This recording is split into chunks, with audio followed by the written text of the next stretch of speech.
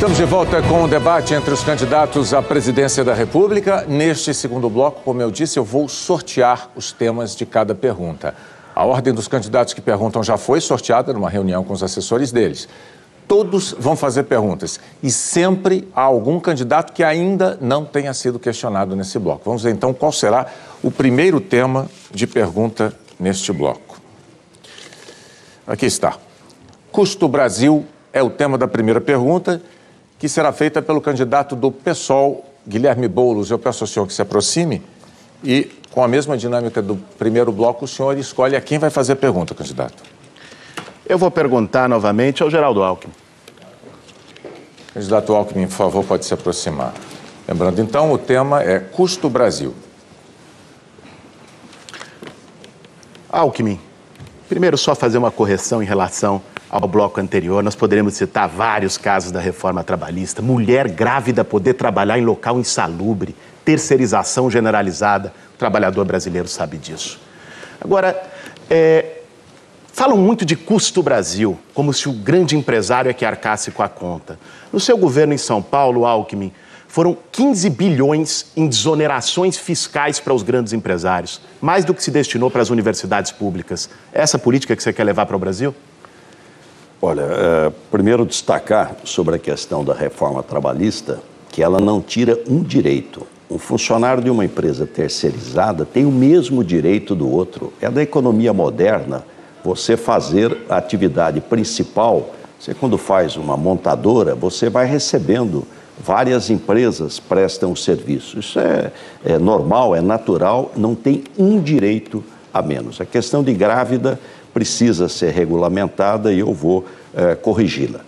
Em relação à questão do custo Brasil, é uma barbaridade. 143 empresas estatais, 43 foram criadas pelo PT. Até a do trem-bala, não tem trem, não tem ferrovia, não tem nada, mas está aí a estatal.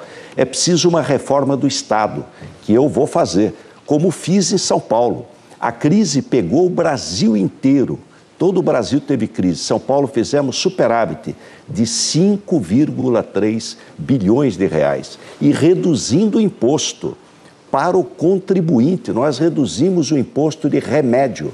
Todos os genéricos, de 18 para 12.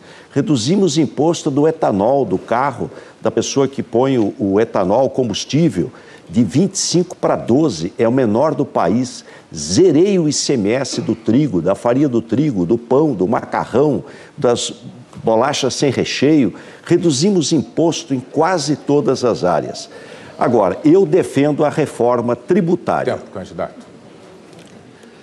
Olha, Alckmin, o trabalhador brasileiro gostaria muito de viver nesse mundo da fantasia que você apresenta. Agora, em relação ao custo Brasil, nós precisamos fazer uma diferenciação do que é o pequeno empresário, que esse, de fato, está esganado e precisa de crédito público, precisa de desburocratização e apoio do governo. E o grande empresário, que esse recebe todo tipo de tapete vermelho, champanhe e benesses. Só nesse ano foram 280 bilhões de reais em desonerações fiscais, ou seja, de liberar esses grandes empresários de pagar imposto. O Alckmin deu a contribuição dele, o Temer também, todos eles deram essa bolsa empresário. Para nós, temos que diferenciar bem o que é gasto e investimento. Olha, educação, saúde não é gasto, é investimento no futuro. Gasto é bolsa empresário, gasto é fazer com que os super ricos não paguem imposto. É aí que tem que ser enfrentado o privilégio. Olha, eu defendo a reforma tributária. Nós temos imposto demais e muito alto. Nós vamos reduzir 5 impostos para um só, que é o imposto de valor agregado. É isso que eu vou fazer, e fazer rapidamente. Reforma tributária, reforma política, reforma do Estado. O Brasil é um país caro. Por que o Brasil ficou caro? Você que compra um produto paga muito mais do que em outros países. Primeiro, o custo do dinheiro. Estados Unidos tem 4 mil bancos. O Brasil tem meia dúzia. Nós vamos fazer uma grande reforma bancária para trazer mais banco, ter mais competição e desregulação. A outra reforma tributária, imposto demais, onerando o trabalhador e o empreendedor. Burocracia, esse cartório verdadeiro que temos no país e logística ruim. Mas o quinto, para reduzir custo Brasil é não eleger nem o PT, nem o Bolsonaro, porque nenhum dos dois vai resolver a crise. Podem agravar a crise, isso sim. Candidatos, muito obrigado. Eu peço agora que quem se aproxime seja a candidata Marina Silva da Rede, porque pelo sorteio é ela que vai dirigir a pergunta a um outro candidato nessa segunda rodada de perguntas e respostas do nosso debate. A quem a senhora quer fazer a sua pergunta, candidata? Desculpe, perdão. Acabei de cometer o primeiro erro da noite. Antes, eu preciso fazer, ainda bem, fui salvo pelo ponto eletrônico, porque primeiro eu tenho que descobrir qual é o tema. Jornalismo. É isso. Legislação trabalhista. Não é um ano fácil, candidato. Legislação trabalhista é o tema. Agora, sabendo do tema, a senhora vai escolher a quem vai fazer a pergunta. Perdão. O tema... Legislação trabalhista, candidato. Eu vou chamar o Henrique Meirelles. Não vai acontecer de novo, perdão por esse erro. Candidato. Candidato, a senhora tem 30 segundos para a pergunta. Candidato Meirelles, você, juntamente com o governo Temer, propuseram uma reforma trabalhista que prejudicou os direitos dos trabalhadores. Em nome da modernização, criaram relações pré-modernas de trabalho. Uma mulher trabalhar em atividade insalubre, uma pessoa pobre ter que pagar para ter uma perícia técnica para poder entrar na justiça, tudo isso é inadmissível. Você vai corrigir esses erros? Existe a necessidade, certamente, de corrigir alguns problemas que precisam ser endereçados imediatamente, como essa questão, por exemplo, do trabalho insalubre, principalmente para a mulher grávida, mas para todos. Temos que enfrentar esse problema com rigor. Por outro lado, também, nós temos que dizer que a legislação trabalhista brasileira, de fato, ela estava no século passado e criando um problema grave para o país crescer, e criando um problema para os trabalhadores, criando um problema para as empresas e criando um problema para a população brasileira. Por quê? Vou dar um exemplo para você, que talvez você não conheça. Lá na Europa, por exemplo, tem uma grande empresa que tem um número grande de funcionários no Brasil, cerca de 70 mil, e um número grande de funcionários nos Estados Unidos, também cerca de 70 mil.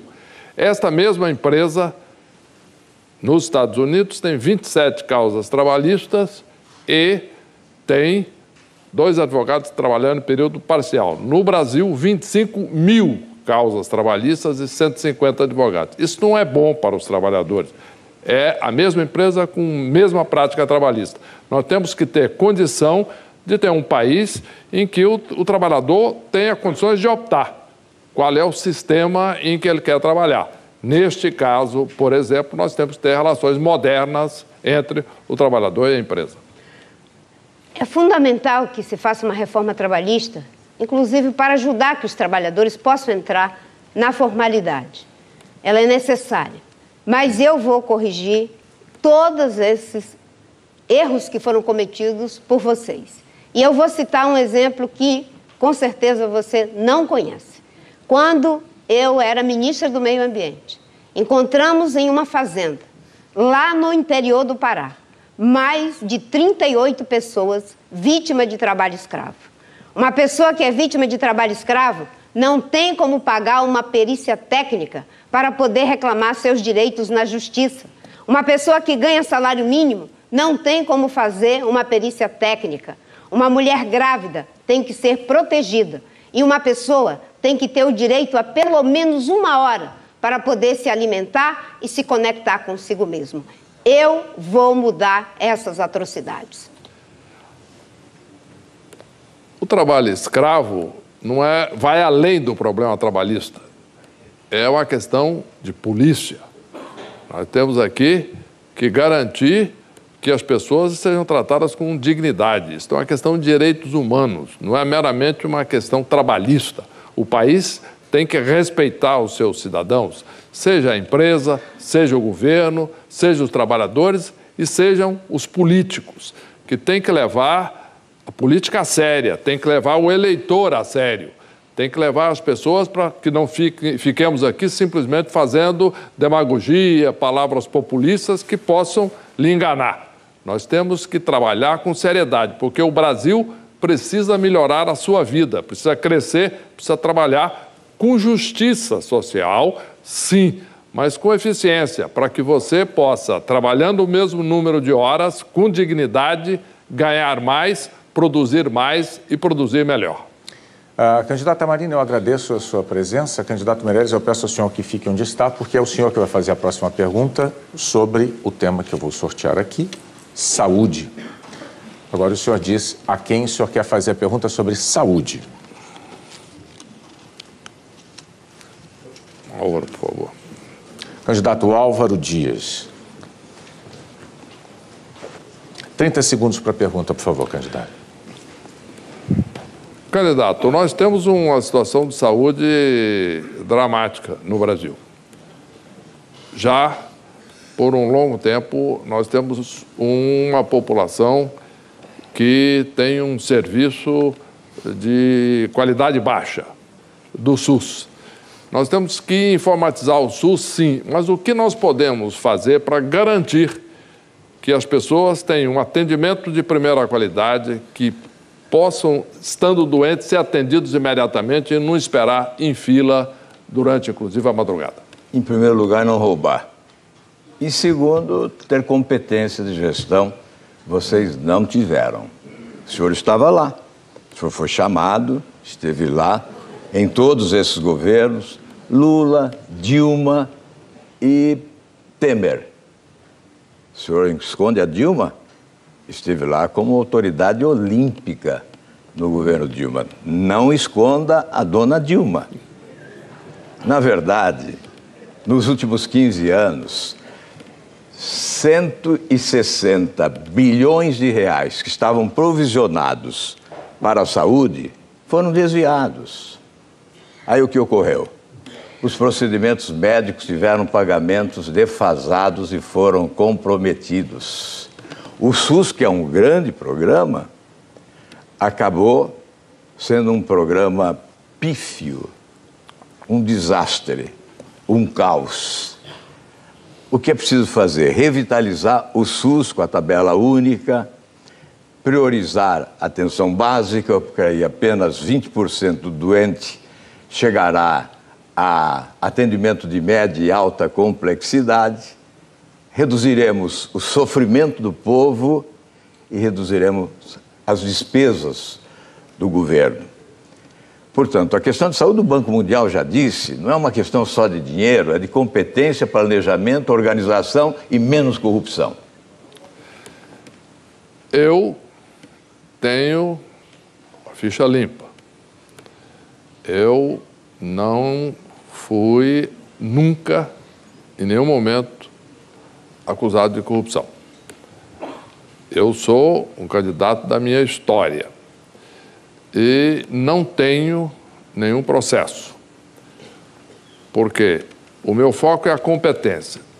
Sim, trabalhei e fiz um programa junto com o Banco Mundial, visando analisar a estrutura de serviço público no Brasil. Podemos sim melhorar o SUS, podemos sim fazer com que cada um tenha um cartão eletrônico em que possa, chegando no médico, com horário marcado, ter um atendimento que já tenha ali no cartão tudo aquilo que ele já teve e todo o que é o tratamento proposto. Para isso é necessário competência, menos demagogia e menos falatório.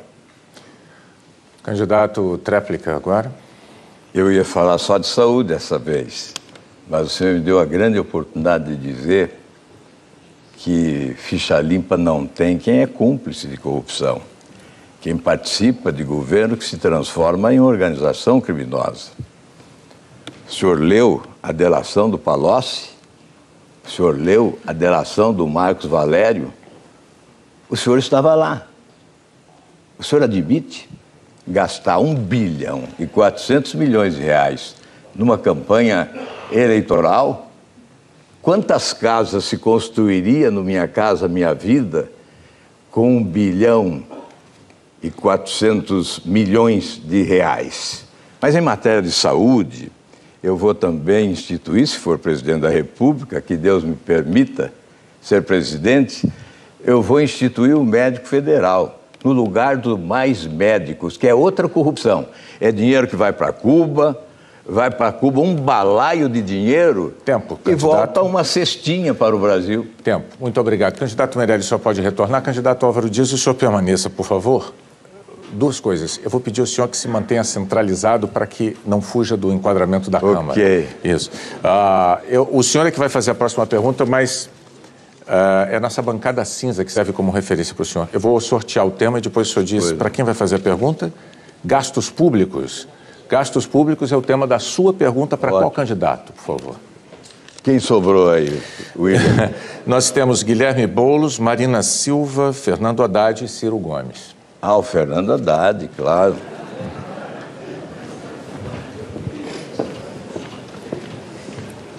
...30 segundos para a sua pergunta, por favor, candidato. Ao final do programa eu vou entregar a você a pergunta que você levará ao verdadeiro candidato do PT à presidência da República. Porque o senhor aqui é apenas o representante dele, ele é o seu padrinho. Em matéria de gastos públicos, vocês gastaram horrorosamente, especialmente na Petrobras. Gastaram não, roubaram o dinheiro público. E eu gostaria de perguntar a você o que você vai fazer com essa ação última em relação aos acionistas americanos. Em primeiro lugar, eu acho que você deveria ter mais compostura nesse debate.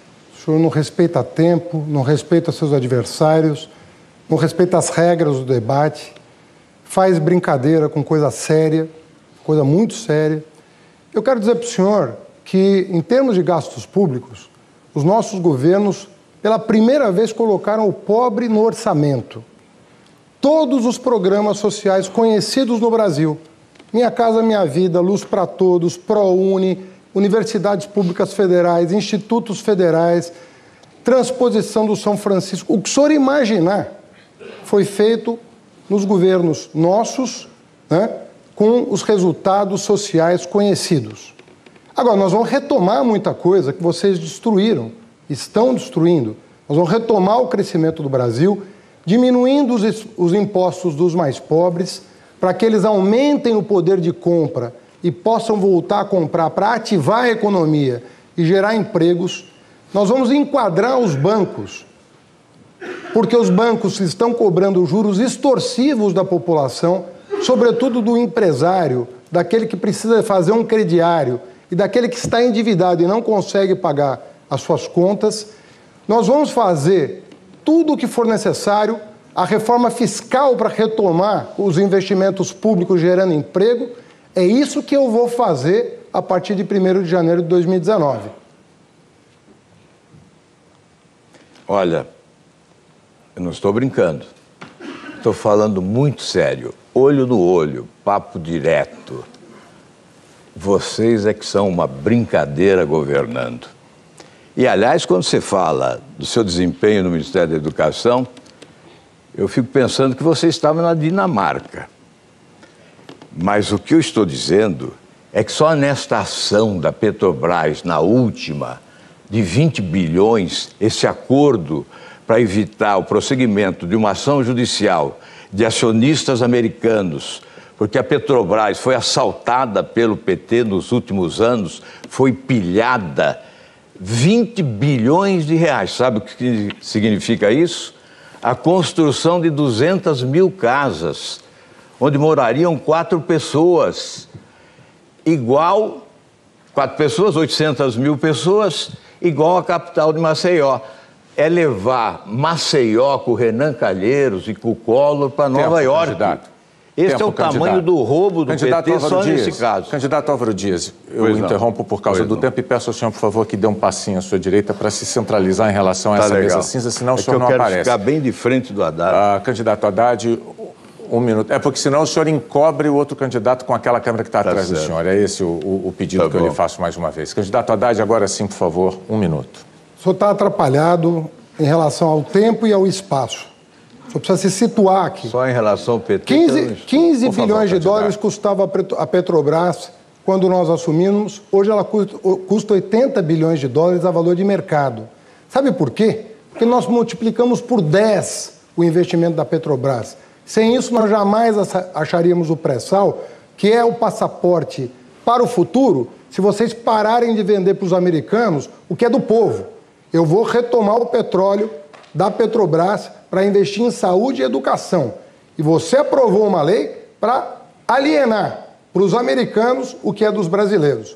Isso eu não vou permitir, isso vai ser revisto no dia 1º de janeiro de 2019. Posso te assegurar isso. Em relação ao meu trabalho no Ministério da Educação, você não sonha com o que eu fiz. Os governos que se apoiou não fizeram 10% do que eu fiz para o filho do trabalhador entrar na universidade pela primeira vez na história do país. Tempo esgotado. Obrigado, candidatos. Eu vou sortear aqui a próxima pergunta. O candidato Meirelles está pedindo o direito de resposta. Nós vamos analisar a sua questão, certo? Eu vou aqui sortear o tema da próxima pergunta: transportes. Quem vai fazer essa pergunta pelo sorteio é o candidato Geraldo Alckmin, do PSDB. Uma pergunta sobre transportes. O senhor vai dirigi-la a qual candidato? Candidata Marina Silva. Candidata Marina.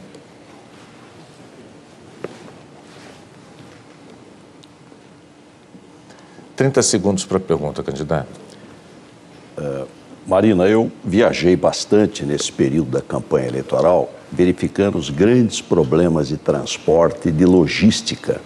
Fui ao norte, estive lá em Porto de Miritituba, no Rio Tapajós, Santarém, depois estive também em Marabá, no Tocantins, e vejo que um grande problema de custo Brasil, ou seja, não consegue tirar soja do Mato Grosso para chegar até lá no Porto de Miritituba, Itaituba, depois a Transamazônica, a BR-163, Tempo, candidato. ferrovias. Qual a sua proposta?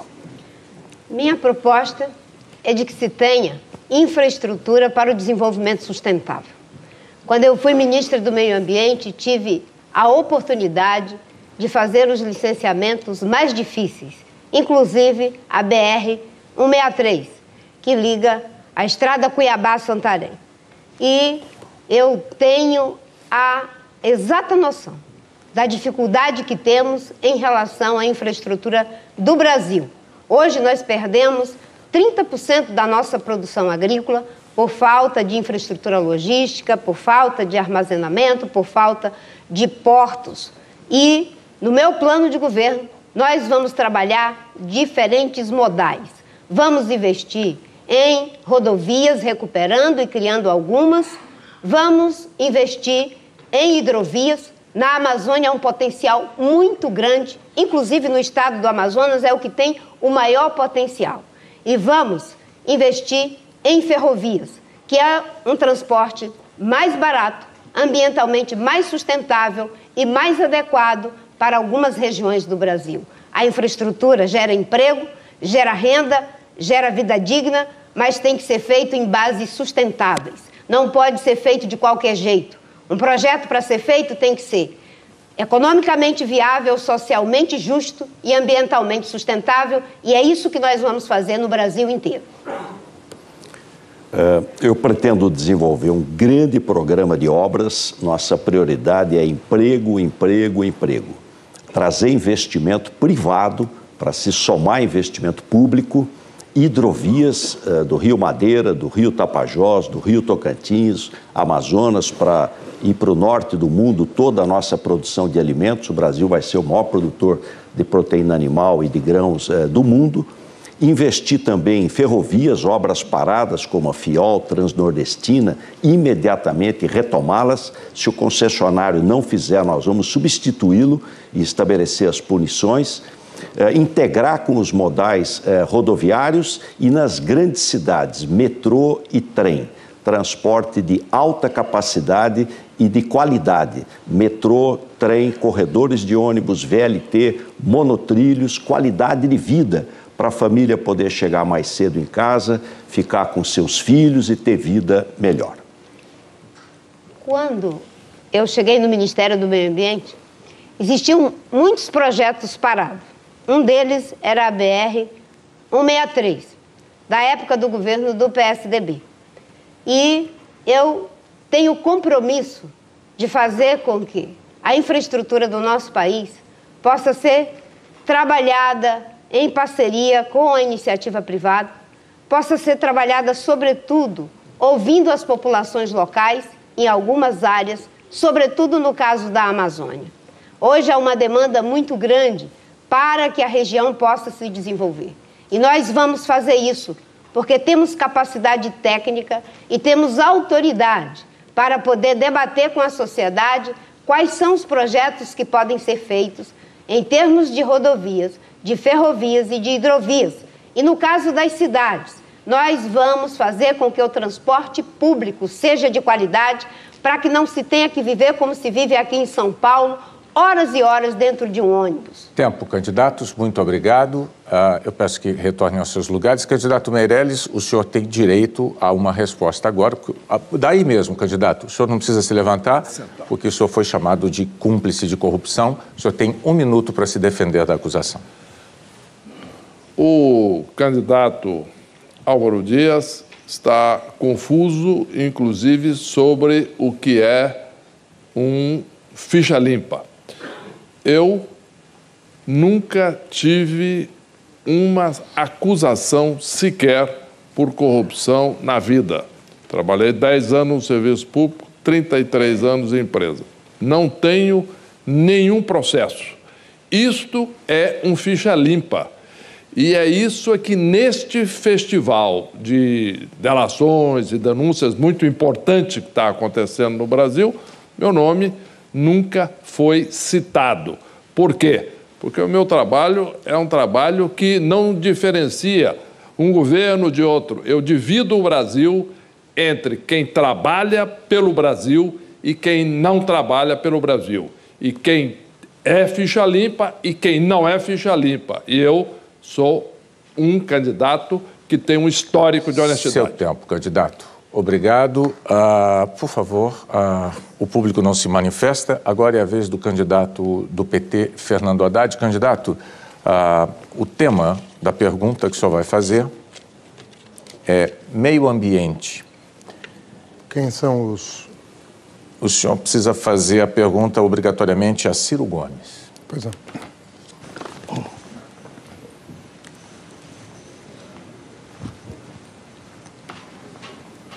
Bonita gravata, Fernando. Ciro, existe uma contradição aparente no Brasil entre o agronegócio e o meio ambiente. Então, tem muito disso que me diz que em torno disso, e muitas vezes o Brasil deixa de avançar em função dessa contradição, por falta de uma solução para esse problema, uma vez que o agronegócio gera emprego, gera exportação, gera divisas, precisa ser apoiado, mas o meio ambiente não pode ser descuidado. Como é que você pretende resolver essa equação? Eu tenho o privilégio de ter escolhido para a minha vista uma mulher que deve ser a melhor cabeça em matéria de compreensão desse grave problema, que é a sustentabilidade do desenvolvimento agropastoril do Brasil. E não só a minha vivência, eu trabalhei com Marina no licenciamento da BR-163, o Brasil talvez seja o último país do mundo onde o conceito de desenvolvimento sustentável possa ser praticado. Isso significa coisas concretas. Por exemplo, está se plantando cacau lá nas alturas da Transamazônica. Já é mais produtivo do que na Bahia, onde ele teve um problema sério, que é a praga da vassoura de bruxa. Se está plantando teca, que é uma essência madeira muito mais cara do que o mogno. Mas isso tudo está sendo feito meio que avulso. O que resolve isso são ferramentas modernas em que nós fazemos o zoneamento econômico e ecológico e desestressamos, ou seja, geramos atividade produtiva para trás para proteger a floresta, porque a floresta, modernamente, vale economicamente muito mais em pé do que derrubada e desmatada. Mas no Brasil nós empurramos migrantes do Sul e do Nordeste para ir para a Amazônia, e a condição deles terem o título da terra, Haddad, lá atrás, era desmatar. E, de repente, mudam as leis e não se ensinou à população brasileira dos rincões do interior do Centro-Oeste, do interior da Amazônia, especialmente, onde essa questão é mais grave, as outras alternativas. Esse é o meu caminho, mudar o perfil econômico e oferecer atividades alternativas que sejam protetivas das populações tradicionais e das áreas mais sensíveis. Ciro, eu concordo com as suas ideias, são muito boas para o agronegócio, mas eu faria uma proposta adicional. No Brasil, para aumentar a produção agrícola, nós não precisamos derrubar uma única árvore, desde que nós combatamos a especulação de terra. Tem muita terra desmatada já que não tem produtividade. E uma das razões para isso é que tem uma tabela antiga, dos anos 70, que não foi atualizada até hoje, em função da pressão dos ruralistas para que ela não seja atualizada. Isso impede o governo de sobretaxar a terra improdutiva ou mesmo de desapropriar a partir da concessão de títulos da dívida agrária. Portanto, nós vamos ter que enfrentar esse desafio. Nós sabemos que os ruralistas modernos, esses estão produzindo, não são um problema. Mas os ruralistas arcaicos, que estão apoiando inclusive o Bolsonaro, estão resistindo a modernizar o campo no Brasil. Se há um país, volto a dizer, que tem condição de buscar harmonia entre a produção, a necessidade de gerar riqueza, de gerar emprego para o nosso povo e a necessária preservação dos nossos recursos naturais, biomas sensíveis, aquíferos, enfim, populações tradicionais, esse país no mundo é o Brasil. O que falta no país, entretanto, é uma estratégia, um projeto. E eu, Haddad, sou candidato. Eu tenho que dizer a você que, apesar de eu ter colaborado, enfim, o PT teve esses 14 anos no poder e não teve essa audácia de fazer. Não é que não tenha feito coisas boas, fez, mas também perdeu a condição política de reunir a população brasileira. E essa é a minha preocupação nesse instante. Boas ideias, mudanças estruturais, mas isso necessita um ambiente político em que a gente tenha energia e condição política para enfrentar o fascismo, a radicalização estúpida que o Bolsonaro representa. Essa é a minha preocupação na noite de hoje. Obrigado, candidato. Candidato Ciro Gomes, o senhor permanece? É o senhor que vai fazer a próxima pergunta e essa pergunta será para o candidato Boulos. Eu posso só pegar uma aguazinha ali? À vontade, por favor. Obrigado. Enquanto isso, eu vou sortear aqui. É o tempo. Enquanto isso, eu vou sortear. O senhor pode se aproximar, candidato. Na dinâmica, é a última dupla possível. Eu vou sortear aqui o tema. Combate às drogas é a pergunta que o senhor vai dirigir ao candidato Boulos. Meu caro Guilherme, assim chamado Boulos, não é? O Brasil tem hoje 760 mil pessoas presas. 70% disso jovens, presos pela polícia com minúsculas quantidades de droga para fazer estatística ou simplesmente para matá-los. E, ao entrar no presídio, essa garotada acaba se transformando em soldados do crime organizado e das facções, se não morre. Qual é a sua compreensão desse problema? Olha, Ciro, primeiro dizer que a política que tem sido feita no país, de chamada guerra às drogas, de combater supostamente o tráfico de drogas, indo para as favelas, militarizando, botando polícia, como se o comando do crime organizado tivesse dentro do barraco de uma favela. A gente sabe muito bem que o comando do crime organizado nesse país está muito mais perto da Praça dos Três Poderes, em Brasília, ou da grande indústria da arma, do que de qualquer favela desse país. A droga não nasce lá dentro do morro, ela chega lá, chega dos atacadistas. E olha, essa ideia de que o usuário de droga tem que ser tratado com porrada, com bomba, com prisão, essa ideia está superada em todas as partes do mundo. E nós precisamos superar aqui também. A questão das drogas não pode ser um tema do Código Penal, porque isso só leva ao encarceramento em massa. A população de presos no Brasil dobrou nos últimos 10 anos. Eu pergunto, alguém está se sentindo mais seguro com isso? Eu creio que não. Essa ideia do Bolsonaro de que tem que prender mais, dar mais arma, botar mais polícia, essa ideia não resolve aqui nem em nenhuma outra parte do mundo. Droga não é caso do Código Penal, não é caso de polícia. Abuso de substância química é caso de saúde pública, é caso do SUS. E é assim que tem que ser tratado e é assim que nós vamos tratar. Você falou em indústria da arma, eu vou só fazer um parênteses aqui nesse minutinho que eu tenho.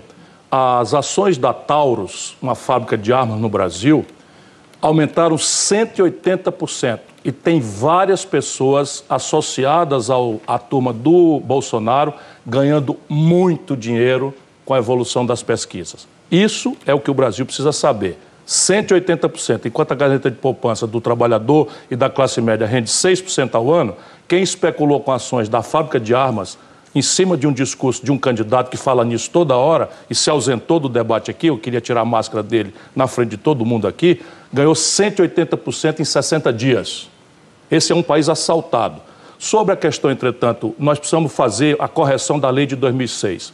Foi uma lei equivocada que foi feita em 2006 sob o governo progressista que permitiu que um juiz no Pará considere uma quantidade minúscula de droga uma mera contravenção que não tem pena e a mesma quantidade de droga no Rio de Janeiro vai para a cadeia. Isso é uma aberração que nós precisamos corrigir.